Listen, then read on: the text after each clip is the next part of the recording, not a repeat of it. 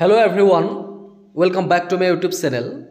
আজিৰ এই ভিডিঅ'টোত আমি ডিটাৰমিনাৰ্ছৰ বিষয়ে আলোচনা কৰিম আৰু এই ভিডিঅ'টো চোৱাৰ পিছত তোমালোকৰ ডিটাৰমিনাৰ্ছ বিষয়টো যথেষ্ট ইজি হৈ যাব তোমালোকৰ বাবে।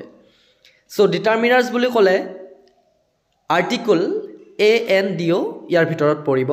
আমি আৰ্টিকলৰ বিষয়ে আলোচনা নকৰো, তোমালোকে নিশ্চয় এ এন ডি ৰ ব্যৱহাৰবিলাক পাইছা আগতে। ইয়াৰ বাহিৰে আমি সাম any much many each every more few a few d few little a little d little আমি এইবিলাক ডিটাৰমিনাৰ্ছৰ বিষয়ে আলোচনা কৰিম, বিশদভাৱে আলোচনা কৰিম কম সময়ৰ ভিতৰত। আৰু কিছুমান মনত ৰখাৰ সুবিধাৰ কাৰণে তোমালোকৰ কিছুমান বস্তু সহজভাৱে কিদৰে মনত ৰাখিব পাৰি সেই বিষয়ে মই বুজাই দিছো। সো আমি সময় নষ্ট নকৰি প্ৰথমে সাম আৰু এনি এই দুইটা ডিটাৰমিনাৰ্ছৰ ব্যৱহাৰ চাই লম। ইয়াৰ নিয়ম হৈছে, প্ৰথম নিয়ম এনেকুৱা ধৰণৰ যে এফাৰ্মেটিভ সেন্টেন্সত সাম বহে আৰু নিগেটিভ আৰু ইন্টাৰোগেটিভ সেন্টেন্সত এনি বহে। সাম আৰু এনিৰ ক্ষেত্ৰত এইটো নিয়ম মনত ৰাখিব লাগিব তোমালোকে যে এফাৰ্মেটিভ সেন্টেন্সত সাম হ'ব আৰু যদি বাক্যটো নিগেটিভ আৰু ইন্টাৰোগেটিভ হয় তেতিয়া সেই সেন্টেন্সত লিখিব লাগিব এনি। উদাহৰণ হিচাপে উদাহৰণ মই তলত দিছো, কি কৈছে যে কিন্তু কিছুমান বাক্যত এইটো নিয়ম প্ৰযোজ্য নহয়। অৰ্থাৎ ওপৰত যে ক'লো আমি এফাৰ্মেটিভ সেন্টেন্সত সাম বহিব, নিগেটিভ আৰু ইন্টাৰোগেটিভ সেন্টেন্সত এনি বহিব, কেতিয়াবা বেলেগ বেলেগো বহিব পাৰে।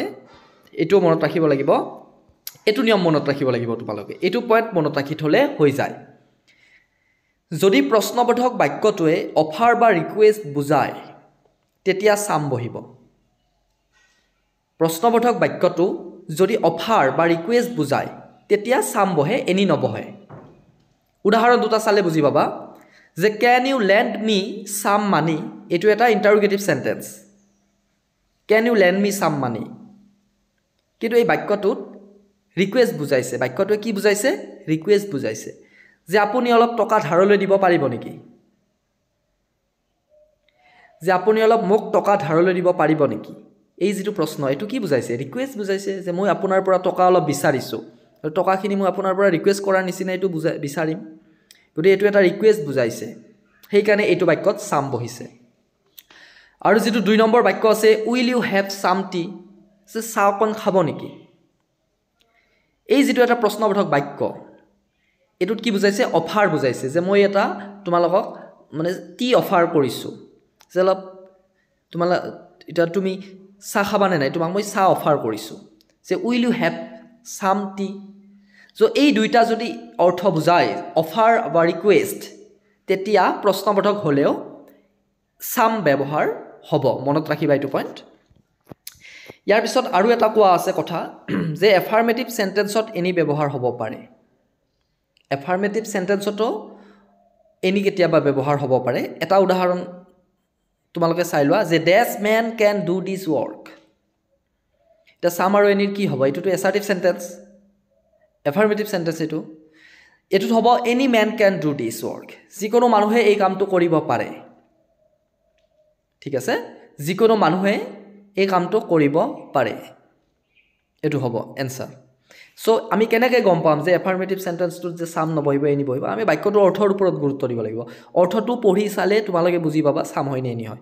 আৰু ইয়াতে যিটো এনিৰ পিছত যিটো মেন শব্দটো আছে MAN, মেন আছে, সিঙ্গুলাৰ আছে, যদি সাম হয় তেতিয়াহ'লে এইটো বহুবচন হলাক হয়। MAN নহয় MEN হলাক হয় হলেতেন। সো এইটো সাম নহ'ব, এনি হ'ব। সো তোমালোকে এইখিনি কথা মনত ৰাখিবা সাম আৰু এনিৰ ক্ষেত্ৰত। এইবাৰ আমি মাছ আৰু মেনিৰ বিষয়ে আলোচনা কৰিম। দুটা উদাহৰণ দিয়া হৈছে যে এক নম্বৰটো হৈছে I can't give you dash money. অপশ্যনছত দিয়া আছে এ লিটিল এনি সাম। এইটো এটা নিগেটিভ সেন্টেন্স, গতিকে এনসাৰ হ'ব any. I can't give you any money. Number 2টো হৈছে did you buy dash oranges today. গতিকে এইটো এটা ইন্টাৰোগেটিভ সেন্টেন্স, সেইকাৰণে ইয়াতে এনসাৰ হ'ব any. Did you buy any oranges today. So এতিয়া আমি মাছ আৰু মেনিৰ বিষয়ে আলোচনা কৰিম। তোমালোকে মাছ আৰু মেনি জনাৰ আগে আগে জানিব লাগিব কাউণ্টেবল আৰু আনকাউণ্টেবল নাউন মনত ৰাখিবা যিবিলাক গণিব পৰা বস্তু আছে সেইবিলাকক কাউণ্টেবল নাউনৰ ভিতৰত ধৰা হয় আৰু যিবিলাক গণিব নোৱাৰি সেইবিলাকক আনকাউণ্টেবল নাউনৰ ভিতৰত ধৰা হয় মনত ৰাখিবা প্ৰথমটো নিয়ম হৈছে গণিব পৰা বস্তু কাউণ্টেবল নাউনৰ ক্ষেত্ৰত মেনি ব্যৱহাৰ হয় আৰু গণিব নোৱাৰা বস্তু আনকাউণ্টেবল নাউনৰ ক্ষেত্ৰত মাছ ব্যৱহাৰ হয় সো তোমালোকে মেনি আৰু মাছটো বহুত সহজ এই দুটা নিয়ম মনত ৰাখিলে হৈ গ'ল এতিয়া আৰু এটা কথা মনত ৰাখিবা এই মানি আৰু টাইম এই দুইটা কিন্তু আনকাউণ্টেবল নাউন হিচাপে ধৰা হয় অৰ্থাৎ গণিব নোৱাৰা বুলি ধৰা হয় তোমালোকে মানি আমি টকা পইচা আমি গণিব পাৰোঁ কিন্তু মানি বুলি ক'লে সেইটো ৰুপিজ হয় আমিতো 10 মানি বুলি নকওঁ 100 মানি বুলি নকওঁ আমি 100 ৰুপিজ 10 ৰুপিজটো গণিব পাৰি মানিটো গণিব নোৱাৰি টাইমো ঠিক একেদৰে গণিব নোৱাৰাত ধৰা হয় আনকাউণ্টেবল নাউনত ধৰা হয় কিন্তু আমি এনেকৈ কওঁ আমি 1 আৱাৰ 2 আৱাৰ 10 মিনিটছ 5 মিনিটছ আমিতো এনেকৈ নকওঁ যে 10 টাইম 1 টাইম গতিকে টাইম আৰু মানি মনত ৰাখিবা এক্সামত আহি থাকে আনকাউণ্টেবল নাউন এই দুটাৰ আগত মাছ বহিব মাছ মানি মাছ টাইম মাছ এডভাইচ এই এডভাইচ শব্দটো মাছ সদায় মাছ বহে মনত ৰাখিবা এইটো পৰীক্ষাত খুব বেছিকৈ মাছ প্ৰপাৰ্টি মানে সম্পত্তিটো আমি গণিব নোৱাৰোঁ আৰু এইবিলাক গণিব নোৱাৰাত ধৰা হয় মনত ৰাখিবা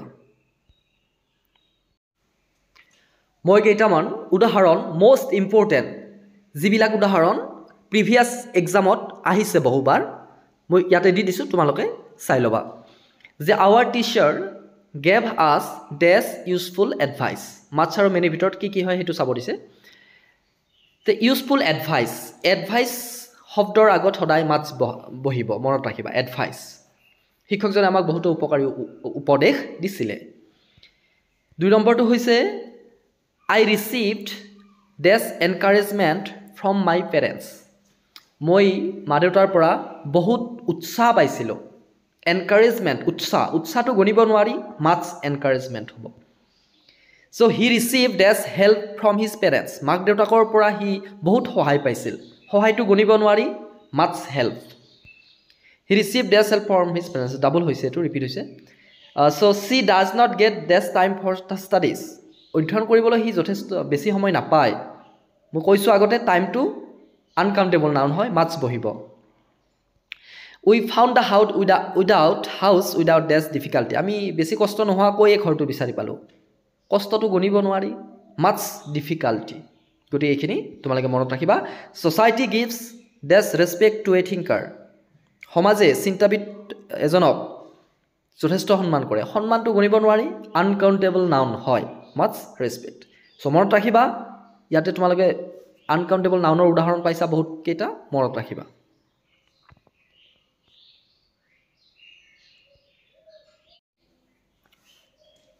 যে তোমালোকৰ যিসকলে মোৰ এই চেনেলটোত নতুন তোমালোকে চেনেলটো সাবস্ক্ৰাইব কৰি ল'বা পৰৱৰ্তী সময়ত গ্ৰামাৰৰ ভিডিঅ'বিলাক চাবলৈ আৰু ভিডিঅ'টোত এটা লাইক কৰি দিবা এইবাৰ ইটস আৰু এভৰি বিষয়ে আলোচনা কৰিম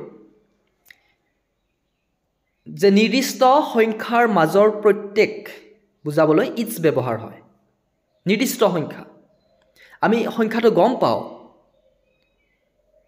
সেই সংখ্যাৰ আমি নিৰ্দিষ্ট সংখ্যাৰ মাজৰ প্ৰত্যেকক বুজালে ইটস হয় আৰু অনিৰ্দিষ্ট সংখ্যাৰ মাজৰ প্ৰত্যেক বুজালে এভৰি হয় সংখ্যাটো অনিৰ্দিষ্ট আমি সংখ্যাটো গম নাপাওঁ অনিৰ্দিষ্ট সংখ্যাৰ মাজৰ প্ৰত্যেকক বুজালে এভৰি ব্যৱহাৰ হয় মনত ৰাখিবা যে উদাহৰণস্বৰূপে দুটা বাক্য তোমালোকক কৈছোঁ যে প্ৰত্যেক মানুহে এদিন মৰিব ইয়াতে প্ৰত্যেক মানুহ বুলি কওঁতে ইয়াতে কিমান মানুহ মৃত্যু হ'ব এটো অনিৰ্দিষ্ট সংখ্যা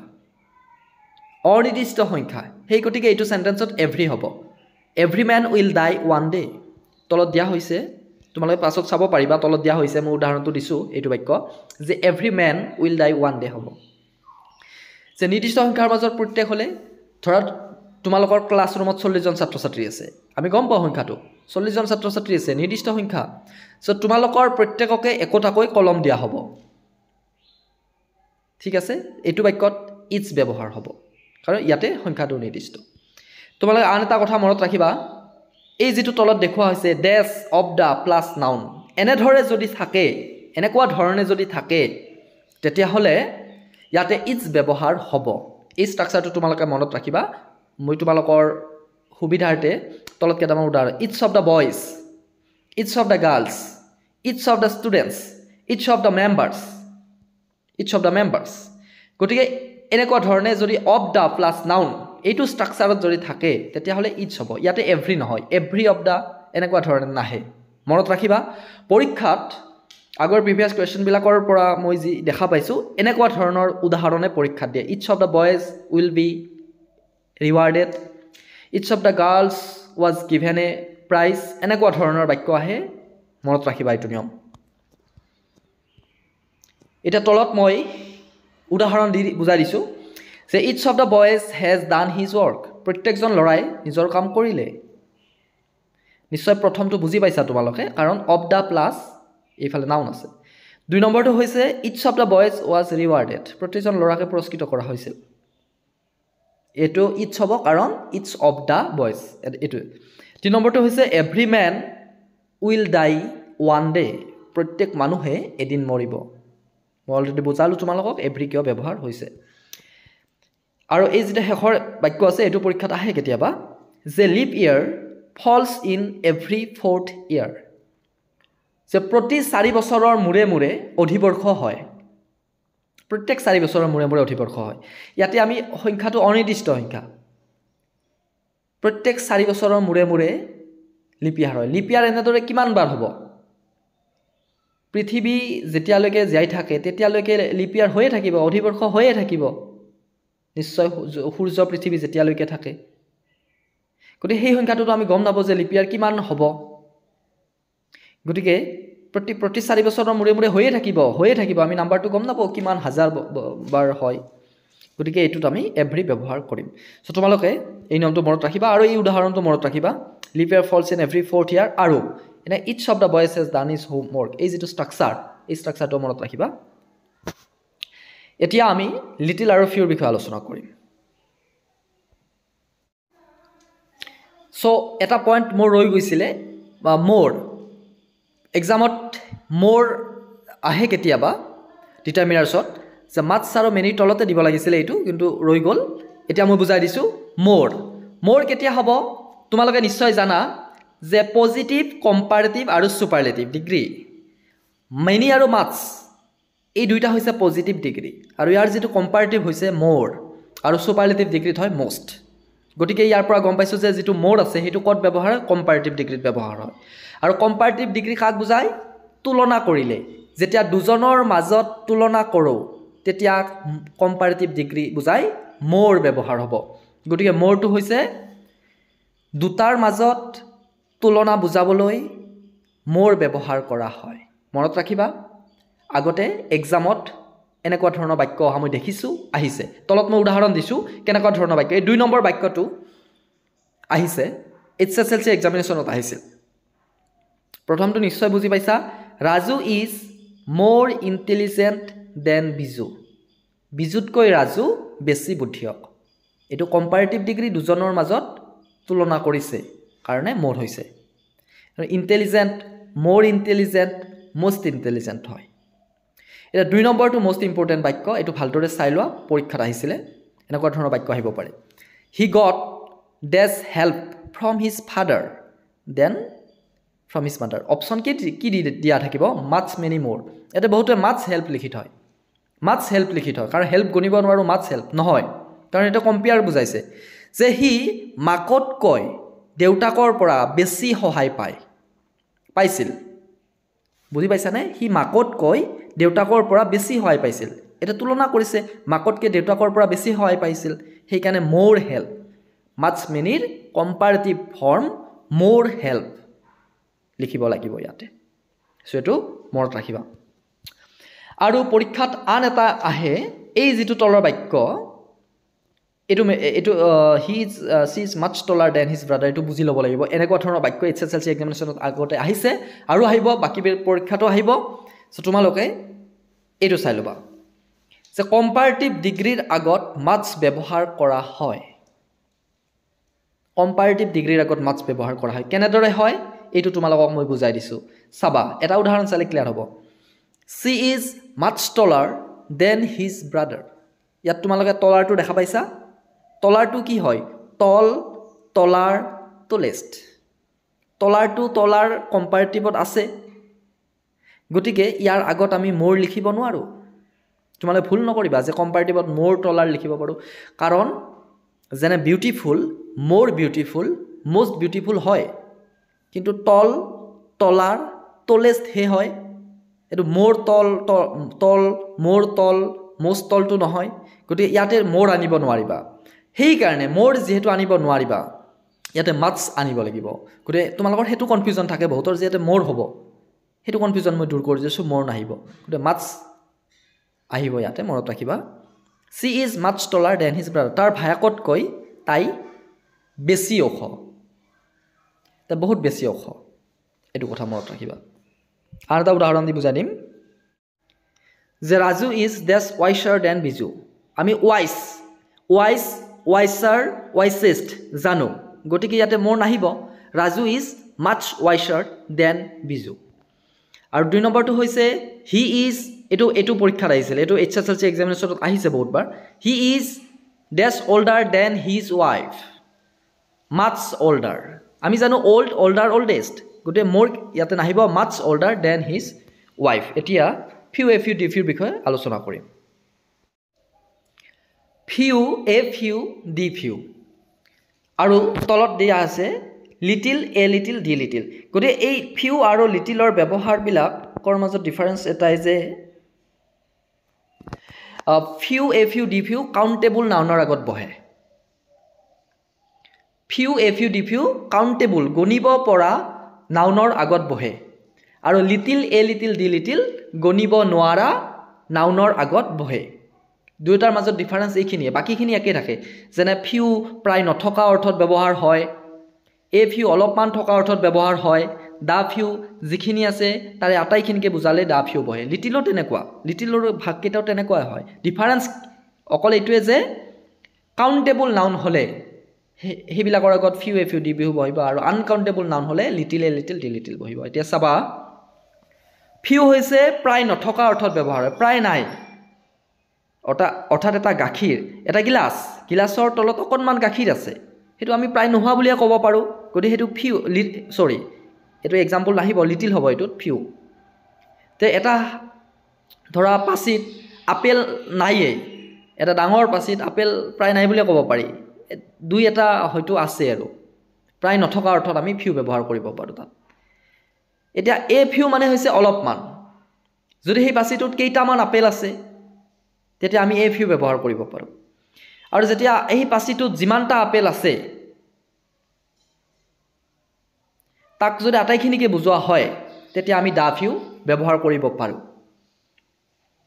গতিকে আৰু এটা তোমালোকে নিয়ম মনত ৰাখিবা জাস্ট আৰু অনলিৰ পাছত এ few লেখা হয় যদি বাক্যত জাস্ট আৰু অনলি শব্দ দুইটাৰ যিকোনো এটা আছে তেতিয়া সেই বাক্যটোত এ few হ'ব মনত ৰাখিবা এটা লিটিলৰ তেনেকুৱা লিটিলটো ব্যৱহাৰ প্ৰায় নথকা অৰ্থত ব্যৱহাৰ হয় ধৰা এটা পাত্ৰত চেনি আছে চেনি পাত্ৰটোত একেবাৰে অলপমান আছে চেনি এটো প্ৰায় নথকা বুলি ক'ব পাৰি হেখিনি থাকিলেও আমি থাকা বুলি কম নেকি এটা পাত্ৰটোৰ একেবাৰে তলত অলপমান চেনি আছে হেখিনি প্ৰায় নথকা বুলি ক'ব পাৰো হেতু লিটিল এ লিটিল মানে অলপমান যে পাত্ৰটোত অলপ চেনি আছে এ লিটিল এটা পাত্ৰটোত যিমানখিনি চেনি আছে গোটেইখিনিকে বুজালে দা লিটিল ব্যৱহাৰ হয় ইয়াতো ঠিক একেদৰে অনলি আৰু জাস্টৰ পিছত এ লিটিল বহিব যদি বাক্যত অনলি বা জাস্ট এই দুইটাৰ শব্দৰ তোমালোকে দেখা পোৱা তেতিয়া সেই বাক্যত এ লিটিল বহাবা ঠিক আছে এতিয়া আমি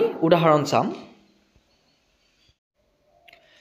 উদাহৰণ কেইটা বহুত বেছি ইম্পৰ্টেন্ট হয় আগৰ কোৱেশ্চন পেপাৰৰ পৰা লোৱা তোমালোকে ভালদৰে চাবা যে our principal is a man of few words ইয়াতে ফিউ কিয় হৈছে ম্যান অফ ফিউ ওয়ার্ডস এটো হৈছে এটা ফ্ৰেজ ইয়াৰ অৰ্থ হৈছে মানে যিজন কম কথা কোৱা মানুহ যে মানে কামত গুৰুত্ব দিয়ে বেছি কথা কমকৈ কয় কিন্তু কামত বেছি গুৰুত্ব সো হেতু our principal is a man of few words So only a few, এক নম্বৰটো হৈছে only a few of the applicants were suitable.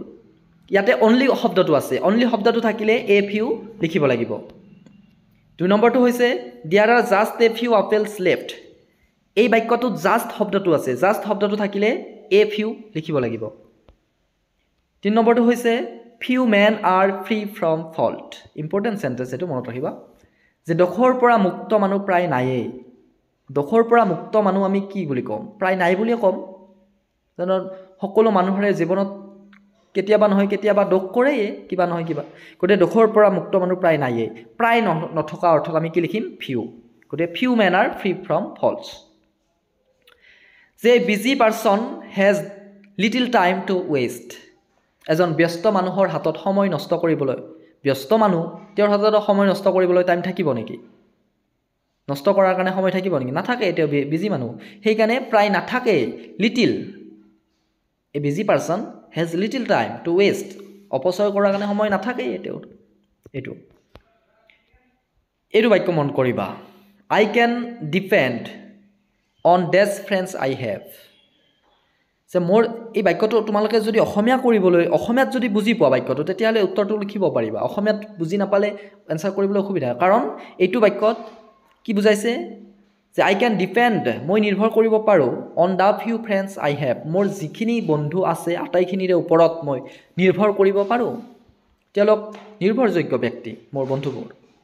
সেইকাৰণে দ্য ফিউ কিয় হৈছে? কাৰণ ইয়াতে মোৰ যিমান বন্ধু আছে গোটেইকেইজনকে বুজাইছে। যিখিনি আছে আটাইখিনিকে বুজালে দ্য ফিউ হয়। The few friends I have, মোৰ যিমান আছে গোটেইকেইজন বন্ধুৰ ওপৰতে মই নিৰ্ভৰ কৰিব পাৰোঁ। 6 নম্বৰটো উদাহৰণ ভালদৰে চাই লোৱা। He gave away the little money he had to the beggar. তাৰ লগত যিখিনি টকা আছিল গোটেইখিনি টকা সি মগনীয়াজনক দিলে। গতিকে তাৰ লগত যিখিনি আছিল আটাইখিনিকে বুজাইছে, তাৰ লগত যিখিনি টকা আছিল গোটেইখিনিয়ে মগনীয়াজনক দিলে। গোটেইখিনি বুজাইছে কাৰণে ইয়াতে the little money he had, এইটো হ'ব। আৰু 7 নম্বৰটো হৈছে he does not trust the few friends he has, তাৰ যিকেইজন বন্ধু আছে সেইকেইজনক সি বিশ্বাস নকৰে। বুজি পাইছানে? কোনবিলাকক বুজাইছে? তাৰ যিখিনি বন্ধু আছে গোটেইকেইজনকে বুজাইছে। সেই কাৰণে ইয়াতে the few friends he has হ'ব। এইটো মনত ৰাখিবা।